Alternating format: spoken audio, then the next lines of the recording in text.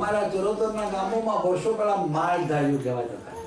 હમણાં વાત કરી ભાઈએ કે કોઈ તમારા સગા ની મોટો બિઝનેસ છે, ટ્રકોનો ને જીપનો ભાડે આપે છે, તમારા કાકા સસરા કેવું કઈ નામ છે? ખરેખર તો આ નવું નથી.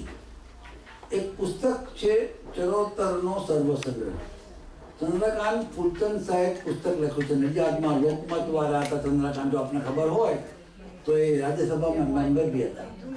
એક જમાનામાં મારું ગામ બાદરણ, બાજુમાં બીજા જે ગામો આવે ત્યાં લોકો ગાડાનો વેપાર. એ જમાનામાં જ્યારે મોટર નથી તો આપણા ગુજરાત ખંભાત બંદરને લીધે ઉત્તર ગુજરાત, કારણ કે આ બધા પીજવાળા એમાં જ પૈસાવાળા થઈ ગયા. હા, ખંભાતથી અમદાવાદ જવું હોય તો વાયા તમારે તારાપુર પીજથી જવું પડે. આ જાણવા જવું છે. એ વખતે 2200 ગાડા વિરસદ અને બાજુના ગામ વાળાના 2200 ગાડા હતા. એટલે તમારા ફેમિલી વાળા જે મંડ્યા હોય 250 જીપ, મને વાત કરી કોઈએ ભાઈ કે 250 જીપ છે ને 250 ટ્રક છે. એ પરંપરા છે, પણ એનું પરિવર્તન થયું છે. કમનસીબે જીવનમાં કશી સારી વસ્તુઓ આપોઆપ મળતી નથી. આપોઆપ મળે ને મેળવવા એમાં મજા પણ ના આવે. એટલે આધુનિક વાત કરી મને ડૉક્ટર હેમેન્દ્રભાઈ અને સુધાબેને મને જરાક આઈ વોઝ વેરી ગ્રેટફુલ કે મને એમણે અમુક રીતે માહિતી આપી. અમારા કમલરાવે કહ્યું કે બારોટ કોમ કહેવાય. અમારા છેલ્લા 40-50 વર્ષમાં શિક્ષણ આવ્યું, વ્યવસાય આવ્યા, પછી અમે વિશ્વાસ આવ્યો અને આગળ વધ્યા. એમ હમણાં મને વાત કરી પેલા અમારા નડિયાદના દેસાઈએ, નામ પડી ગયું છે ભાગ્યેશ, બહુ નામ છે યાર. એણે કહ્યું કે કોઈ નડિયાદની બેન કોઈ પોલીસમાં ડીએસપીની ટ્રેનિંગ લે છે. આ કોમની એક બેન પોલીસમાં આટલી મોટી પોસ્ટ ઉપર જાય, પછી મને આગળ કમલે કહ્યું કે 100 જેટલા તો પોલીસ અધિકારીઓ મિનિમમ હશે. આઈપીએસ ઓફિસર પણ છે. તે અર્થમાં તમે લોકો જે અને સ્વભરતી, હા, કોઈ કોઈને આગળ વધારતું નથી. હેમેન્દ્રભાઈ, તમારા પિતાશ્રી કે આ વડીલ કે એમના બધા ભાઈઓ છે, એક તો સમજી લેજો એક વાત છે. પહેલી વાત કે દુનિયામાં પ્રગતિ વિના આપણે જીવી ના શકીએ. જો પ્રગતિના પંથે ના જઈએ તો આપણે પડતીના પંથે જવાય. એ અર્થમાં એક જમાનામાં આ ગોપાલક સમાજ સ્થાયી હતો અમુક ગામમાં, અમુક વિસ્તારમાં. હવે તમારું સ્થળાંતર થયું છે. જે મને આંકડા બધા આપ્યા, હજુ કહું તો હું અહીં આવ્યો ત્યાંથી મારે તમને સમજવું કહેવું પડે. મને ખબર નહીં કે આ કોમ આટલી બધી ખમીર બનતી અને એને આટલો બધો વિસ્તાર વધાર્યો છે. શિક્ષણની વાત થઈ, વ્યવસાયની વાત થઈ, વેપાર ઉદ્યોગની વાત થઈ, પોલિટિક્સની વાત થઈ. હું પહેલાં 4 કે 5 જ તેમને જાણતો હતો. એમાં પેલા ભવાનભાઈ ભરવાડ એ પેલા વિધાનસભ્ય હતા. હમણાં પેલા બાબુભાઈ દેસાઈ છે બીજેપીના, એમને જાણતો હતો. પણ એ અર્થમાં એક વાત બીજી પણ કહી દઉં. ગુજરાતમાં, ભારતમાં કે આ કન્ટ્રીમાં જે કંઈ વિકાસ થયો છે ને એ અલ્પસંખ્યો જ કરે છે. આ પીજવાળાના ગામમાં અહીંયા યુકેમાં 300-400 ઘર હશે. મારું ગામ ભાદરણ છે, મારા લગભગ 1000 ઘર છે. પણ આ દેશમાં જે પ્રગતિ થાય છે ગુજરાતીઓમાં તો સૌથી વધારે લોહાણા કરે છે. ઓનલી 26,000.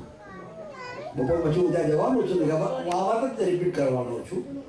પણ એ અર્થમાં મને જ્યારે વાત કરી હેમેન્દ્રભાઈ કે રાજસ્થાનમાં કંઈક 5 કે 6 લાખ તમારા ગોપાલક સમાજના કહેવાય, કે ગુજરાતમાં 4 લાખ કે 5 લાખ. કદાચ એ આંકડા પણ કદાચ અધૂરા હશે. અને મારી દ્રષ્ટિએ I'm not into that field, but કદાચ વસ્તી વધે. દરેક ગામમાં અમુક તો ઘર હોય, પણ જે રીતે તમે અરસપરસને સહયોગ આપો છો. વાત કરતા હતા જયંતિભાઈની કે રોટલો અને ઓટલો બંને આપે છે. હવે તો કહેવાય છે કે મેરેજ બ્યુરો પણ ખોલવાના છે.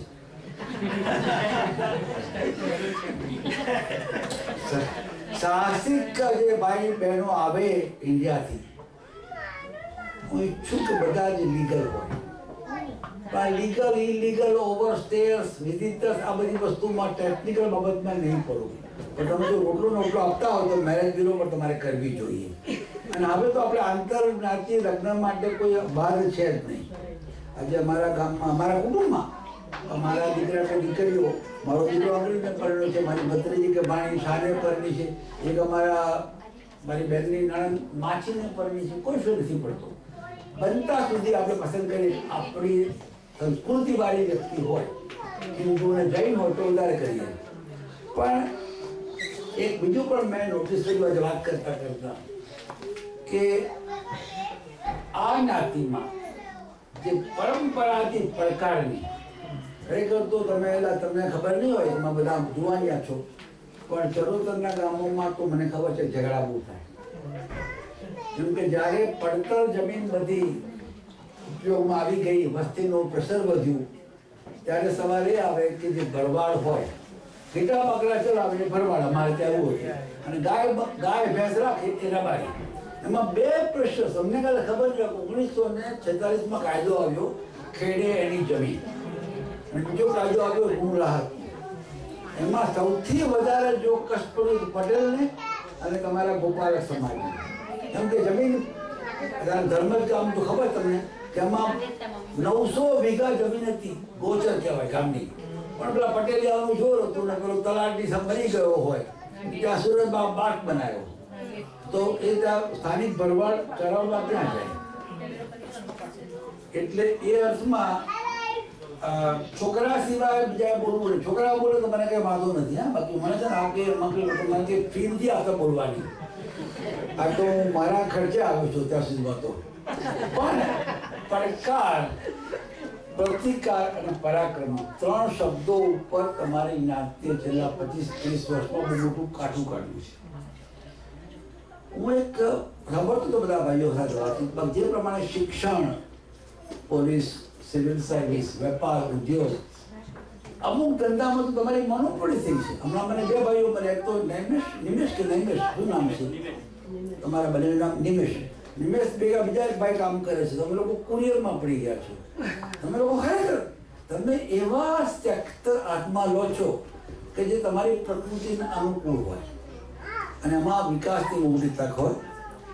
એટલે તમારી પાસે આમ જો તો જ્ઞાતિમાં જ હવે ઘણા બધા રોલ મોડેલ્સ છે. દરેક પટેલમાં એવું હતું. પટેલમાં અમારા 1890 પહેલા ભાગ્યે કોઈ પટેલો ભણતા હતા. એક અર્થમાં એમ કહેવાય છે કે તે વખતે પટેલમાં શિક્ષણનું પ્રમાણ બહુ ઓછું હતું, વેપાર ઉદ્યોગમાં બહુ ઓછા હતા. પણ અમારે તેમાં પાક્યા એટલે અમે પછી એમના પગલે આગળ વધ્યા. અમે અહીંયા થોડાક નામ મેં સાંભળ્યા હતા ભાઈ જયંતિભાઈ પાસે, થોડાક બીજા આજે સાંભળ્યા કે જીવરાજ માસ્તર તમારા કાકા સસરા થાય, તમારા પત્ની હાજર છે અહીંયા, તમારા ઝઘડા નથી ને? શું નામ છે બેનનું? સીતા અને રામના જો એમને મનમાં નથી મોકલી આપે ને. સીતાબેનને હું પહેલા બી મળવા બહુ આશું. જ્યારે માટે ગણપતભાઈ આવ્યા વસાવા ત્યારે પણ એમના પત્નીને એમનું ઇન્ડિયાનું એમ્પાયર સાચવવા માટે ઇન્ડિયા મોકલી આપ્યા હતા. પણ જીવરામ માસ્તર, અભયભાઈ દેસાઈ, આ બહુ સરપ્રાઈઝ કે અભયભાઈ દેસાઈ ડાયમંડમાં મોટું નામ છે. ગુજરાતમાં તો હોય, મોસ્કોમાં પણ છે, એન્થ્રોપમાં છે. Well, that is also a tremendous diversification. સાગર રાય કા મેં નામ સાંભળ્યું, શિક્ષણમાં મોટું કામ કરે છે. પણ એક વાર શિક્ષણમાં હતા ને સાગર રાય, અને અત્યારે બીજા એમના કોઈ સગાવાળા કોઈ એજ્યુકેશનમાં છે કઈ જ હશે કદાચ. પણ એમાં બાબુભાઈ દેસાઈ વાત કરી, બીજેપીના ધારાસભ્ય લાલજીભાઈ દેસાઈ શું કામ કરે છે? લાલજીભાઈ દેસાઈ LF રબારી કરીને છે, એ વલ્લભ વિદ્યાનગરમાં કેમિસ્ટ્રી ના પ્રોફેસર. લાલજીભાઈ વિશે એટલા માટે આવા બધા યાદ કરવા. પહેલી વાત કે જે લોકો તમારે ત્યાં શક્કરથી સિદ્ધિ મેળવતા હોય એને ખરેખર યાદ કરવા. અને ખાસ કરીને જે માતાઓ હાજર છે ને, બાળકોને ખાસ કહેવું, હા, કથા કરવાથી પરિણામે લાભ જ થાય છે. તમે તમારા પરિવારની, તમારા સમાજની વાત ના કરો તો બાળકને શું ખબર પડે? અને આ દેશમાં તકલીફ છે કે અહીંયા મારા ઘરમાં હું તો વારંવાર બને, મારા ઘરમાં તો બોલવા માટે અમારા પટેલોમાં તો વાઇફ